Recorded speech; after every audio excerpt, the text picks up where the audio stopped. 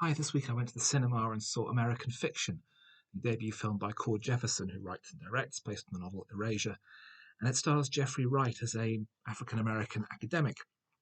He teaches an English class, is trying to write, and has had some success in the past, but is dismayed that his books are always filed under African American literature when he sees them as being more general and more universal. Frustrated by other African American authors having success with books that seem to pander to stereotypes like living in ghettos and crime, gangster rap, and so forth. He decides to write a satirical work, something that panders to all the worst possible cliches of African American life. But then that turns out to be a huge success, even though he titles it after an expletive, and the whole thing starts to run away with him. While at the same time, he's dealing with issues in his personal life, the recent death of his father, and then the sudden death of his sister, as he and his brother, who's just left his wife and come out as gay, struggle with their mother, who is suffering from dementia, and they try and all think of new paths for their lives. Um, it's it's kind of two films. There's the satirical element, and there is the more character drama element. And in general, I feel the two work extremely well together. I enjoyed this quite a lot. I was surprised by how funny it was. I liked the satirical element a great deal. I think it reads better in the US than here, perhaps, because uh, the relationship between white and African American culture is going to be different between white British and black British culture.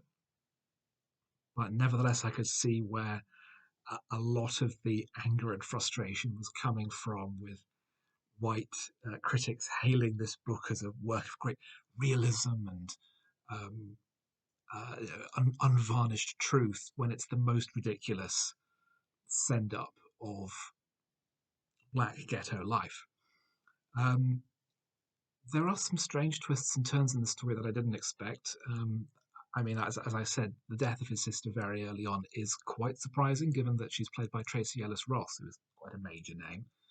Um, it's had some Oscar nominations for its script, which I think is totally merited, for its acting, with Jeffrey Wright and Sterling K. Brown as the brother both being nominated. I think they're rather more low key performances than you would expect.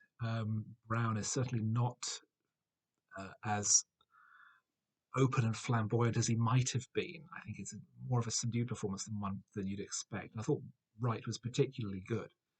Um, it's just a hard film to talk about because so much of it is in the experience of it. It's like a comedy where you're trying not to just recite the jokes.